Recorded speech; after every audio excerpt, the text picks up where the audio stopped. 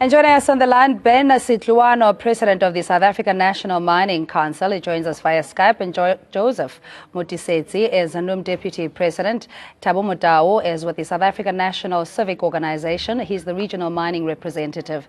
Joining us in studio, and Chepi Masina is a councillor at Hendrina Mine who'll join us on the phone. Good evening to you, Thabo, and thanks so much for joining us. Now, the engagement that you had with the banks, what was your sense in terms of how this matter is treated? Greetings, Cindy, and greetings to the viewers at home. I think the people who came to receive the memorandum, point blank, because also engaged with the workers in terms of they were deeply worried that there seems to be no sense of agency from the people who came to receive the memorandum. Because when we arrived in these branches, we demanded that people who are coming to receive these memorandums must be people from the head office or the senior management of these banks, because you can't find senior management in these branches. The only way to reach them is to go to these branches. But from those who were sent, we did not get a sense of agency from them. The response that we got from Telmas was that this matter is before the court of law, and we are saying there is a sense of agency on this matter. Hence, we have given them this 7 working days. All right, so we'll get the details in terms of your grievances or the memorandum. But you at home are welcome to give us a call. We would like to engage you on this matter. Should mine workers who work for the Oak Bay-owned mines be forced to march in order to protect their livelihood? 011-542-2186, and we'll take your calls. Mr. Motau, you know, it's a very precarious situation we find ourselves in, myself included. I think I was all of 6 weeks in the job. And there was a march which was organized by workers to compel the banks to say, look, we are here in our capacity as professionals. And why is it that now our livelihood is being threatened? What do you make of the level of desperation from workers, number one, and also the attitude generally from government and also the banks? Look, I think the workers of Oak Bay and all these other companies, they have got a reason to be worried. Because everyone who speaks, and remember, that's why the message from the workers, they were clear. If you saw the placards, they are saying, we are not, okay, let's say we are not the Guptas. We are not the Gupta family. And it cannot be a sin that they came to mine in Telmas and people went to look for employment and they work for these companies. It cannot be a sin. But moreover, the problem of the impartiality of the banks, Cindy, in this instance, in my view, we see the banks coming into the political space. And the reason why we are saying this is that, and I even said it there in Telmas, to say you have got convicted criminals, Cindy, who continue to have their bank accounts open. And from where we are sitting with the Gupta family, we all hear of, there is not a single court in this land that has declared them to be corrupt in this instance. You have a cartel in the construction industry, a classical example of the 2010, and it was called collusion, Cindy, and they continue to operate and they continue to have their bank accounts open. So in this instance, there is no better definition that you can give to the South African banks. Because when they decided to decide, almost all of them close to each other, to say they are closing these accounts. But over and above, whilst they've done that, because they are driving a particular mandate that they have, they care less, Cindy, that over 7,500 people are going to lose jobs in this instance. But you worry again the attitude of government in this instance.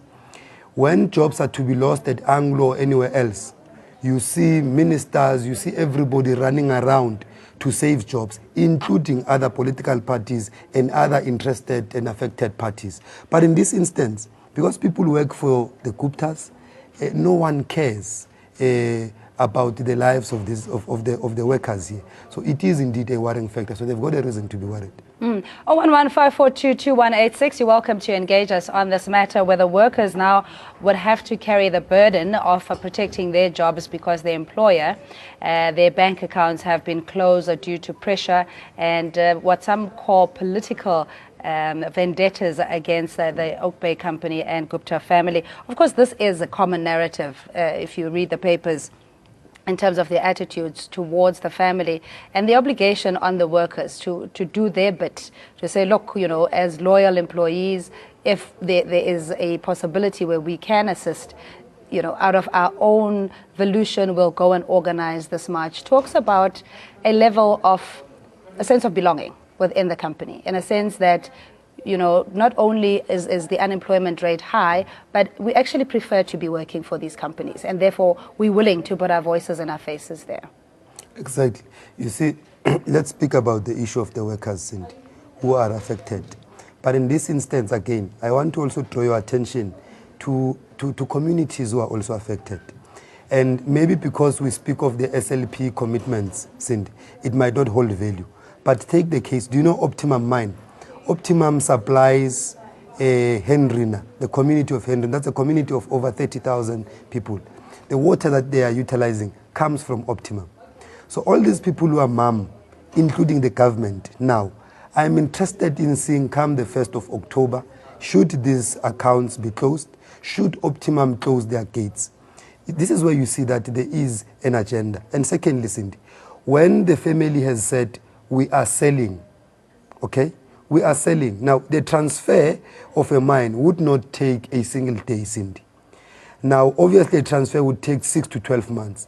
Now, is it too difficult for the banks to allow workers to continue to receive their salaries until the transfer process is concluded?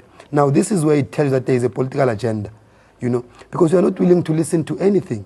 You have seen the recent poverty statistics that they speak to this, Cindy. So I am deeply worried about the attitude of the government.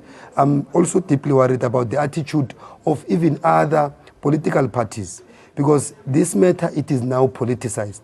It means we are not willing to look at any good that has to come out of this. Therefore, our people must suffer because there is a political agenda that is driven somewhere. Tabo, let's take a caller. Victor in Limpopo, good evening to you and thanks for calling.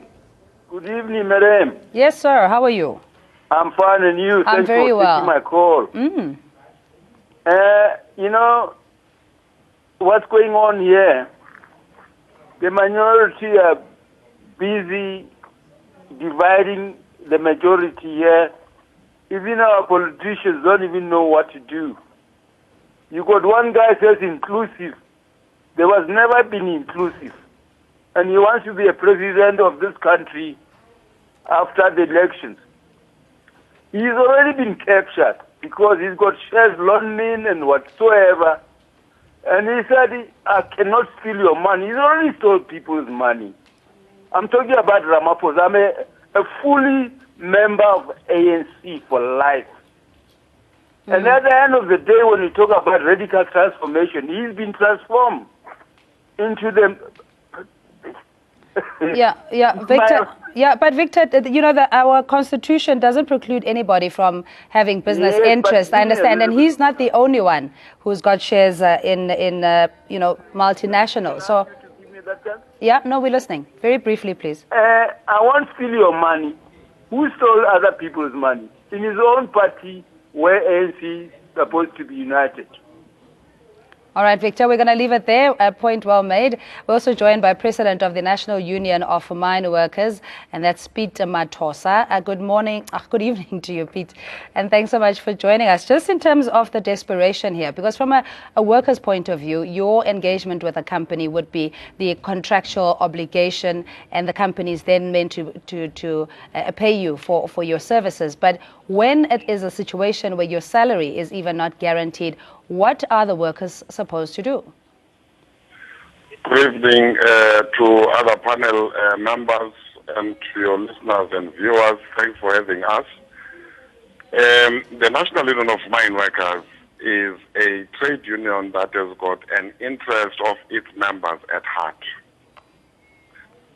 We have been engaging the company and a number of, organizations, including to an extent where we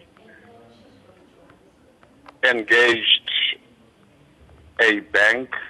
another bank to say, please assist these 8,500 people who are about to lose their jobs, not because the minerals underground have been depleted. It is because of a situation they find themselves in. And we are very clear that these workers should not be innocent victims of the situation, because they've got a contractual obligation, and the company as well has got a contractual obligation. Now, that is why we have gone an extra mile to say these jobs must be saved. And as we speak, and as I'm talking to you now, the last time I checked, we had Section 189 notices where a number, of people amounting to about 20,000 are going to lose their jobs in the Republic, which means they will also join, those that have been working and those that have stopped looking for jobs. And we are very clear to say, whether this Oak Bay has done something, if Oak Bay has done something wrong, there are laws in the country, and Oak Bay must also prove itself that it did not do anything wrong. But then at the center of everything is South Africans who are employees of Oak Bay, who will lose jobs, not because the minerals have been depleted underground, not because of geological conditions in the mines, not because they are unable to produce, because there is a political situation that they are, they find themselves in this situation as innocent victims. And what I'm completely against that, we're saying, banks must be opened because these people cannot be able to handle monies.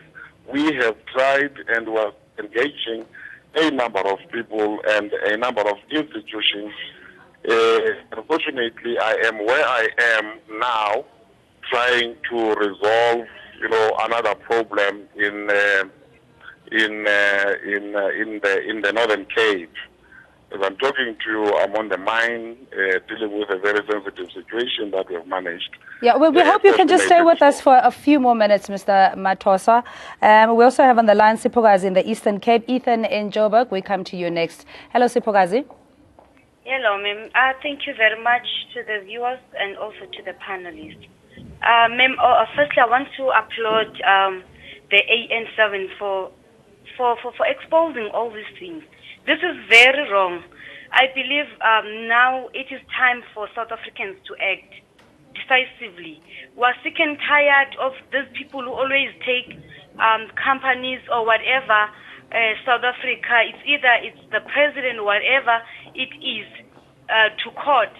And my question is that, where do these people get this enough money to go and fight these cases at court, instead of taking this money to those needy people, to the poor of the poorest?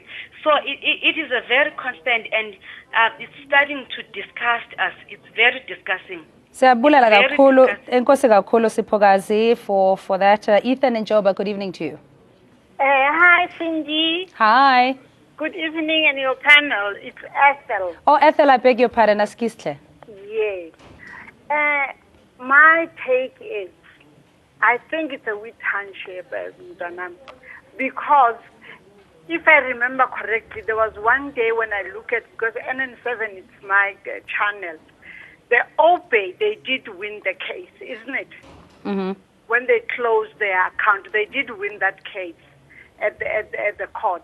So now, why are they closing the mine's accounts? Yeah, all right, Ma'am. Ethan, thank you so much. That case was regarding then Finance Minister Pravin Gordhan, who wanted to get a declaratory note to say he can't intervene. But nonetheless, it was a victory. Let's go to Mr. Ben Sitluano, President of the South African National Mining Council, joining us on the phone. Sitluano, what happens? We all concerned as workers, as you would know, your living standards in itself, disposable income being depleted, we have obligations and children, etc. Why would it have to be even left to workers now to beg for the banks to open a financial facility? Cindy, good evening, and your listeners at home. First and foremost, what I have to tell is that I've got to ask the question of where is the ANC in this regard. The ANC is on break, and then we don't know when is the time that they're going to come back from the break. Nevertheless, the poor, in many instances, are the one who pays the price. Now, the point I'm trying to make is that on late 70s, we have taken a resolution of a black power and say an injury to one is an injury to all. If we can maintain that standard of saying an injury to one is an injury to all, we'll see our result. Because poor people cannot be punished because of his senior people. We cannot admit that the situation that we find ourselves in is going to be on continuous basis. Because when you look at issues of the bank says taking the matter to the court, remember we said we are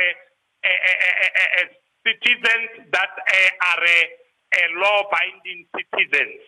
Now, what is going to happen is that if the court is going to rule against the majority of the South Africans, we are going to mobilize our people. We are going to be on the highway in every town. We are going to make sure that the poor are respected and they get the respect that they deserve in this country, because we cannot continue like this. Line, please, Mr. Matau, in terms of the memorandum that you've given to the banks, or at least the ones in Middelburg and Dalmas, was there also a request to say, while there's a process of litigation or judicial inquiry, etc., that at least operations should be allowed where workers are being paid and, you know, monitor whatever other business that the Oak Bay Group has, but not to impact on the workers? I think that the center of also our protest today, Cindy, was also centered around that. We've actually given banks an alternative, an option, because we are saying we request that whilst the transfer process is there, whilst the Judicial Commission of Inquiry, because our argument is simple, there is no a decision that has been taken by any institution in this country which has proven all the allegations that are leveled. Therefore, we are saying, whilst all these things are happening, we request the banks to show mercy on the workers, to show mercy on the communities, on the commitments that were made. So that was also at the center, Cindy. So we have actually alluded to that issue. But there's an issue, Cindy, which I wanted to highlight with regards to, because you see, South Africans today, I think we must all, I'm deeply worried. If you look at reference to ANN7 today, it is not called ANN7. It is the Gupta channel. But the reference to other channels, it is not referred to by their investors. A reference to innocent workers and communities who are affected today, it is on many headlines a reference to Gupta workers. I'm saying South Africans who must wake up and see that there is a political agenda. Because when other mines are referred to, I've never heard a Ramaphosa mine that is referred to. And any other mine that are owned by people 100%, they are referred to by their names. Here there is a political agenda that is driven, Cindy. Tabo, let's take a caller. Johannes is in Rustenburg. Bongani in KwaZulu-Natal. We see you. Good evening, Johannes. Evening, Cindy. How are you, ma'am? I'm good, sir. How are you? Yes, I'm okay. I just want to say, Cindy, that when taxi owners or taxi operators are operating without relevant papers, those taxis will be impounded and taken off the roads. We are not going to say, but the driver of those taxis are family men, they have 3 people, Do you understand my point? No, I think in this point, let's just take your analogy further. Let's say the passengers. So now you're going to hold their passengers liable for even boarding that taxi because the operator and the driver may be implicated in wrongdoing. How about that? No, what I'm saying is the driver has a family to support, but his taxi is not legally it's not legal to be on the road. So we impound the taxi. Hey, Amara, he doesn't own the taxi. I see where you're trying to go with this. The driver in this case wouldn't own the taxi. So the taxi operator, would the driver have to be penalized for the taxi operator's conduct? No, we are not penalizing the driver. Exactly. Then we're on the same page, Johannes. Thank you so much. Bongani in KwaZulu-Natal, good evening to you. Good evening. Hi. And thank you very much for taking my call. You're welcome. This political vendetta, this anti-Zuma, anti-Gupta narrative is going to be caught red-handed now. I'm so happy that, KPMG has become very greedy because they worked with the Guptas and the Zumas on one side, and on the other side, they worked very well with this white monopoly capital. And this white monopoly capital is now dismissing the KPMG. And KPMG is going to be thrown out there in the cold.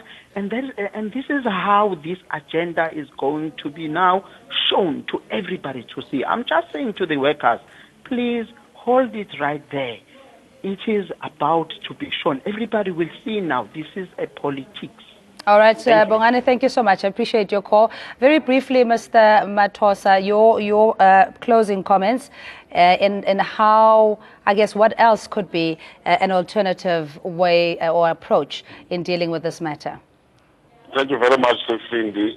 One is that we're not going to allow a situation as the National Union of Mine Workers whereby workers are sentenced to poverty for something that they did not do, for something that is not of their making. And we're calling upon our government. Let me say, we have been trying to arrange a meeting with the Minister of Finance. Unfortunately, we couldn't meet because of other things that one is engaged in. But then we're saying we are in a situation where we either ban or drown. And we're not going to allow either of the situations because we will have to engage our government to act responsibly to save the jobs of these workers because there are minerals on the I'm afraid we're going to have to leave it there. That's the president of the National Union of Mine Workers, and that's Pete Matosa joining us on the phone. Just very briefly, Mr. Mutau, just to deal with Johannes saying that by association you are then found guilty because the owners are under suspicion or there's a cloud of controversy around them. Well, in this instance, Cindy, the cloud that is there, it is not proven from where we are sitting. But we maintain that innocent workers and innocent communities shouldn't suffer. Moreover, because it is not because the resources are depleted there. The resources are still there, but because of this cloud. And our view is that these accounts should be reopened. Innocent people should not be affected. We're going to leave it there. And thanks as always, Thabo Modau, Sanko Regional Mining Representative, joining us. And we had Ben Sutlwano, President of the SA National Mining Council. And thanks for you at home for giving us a call and for your support. We're back after this.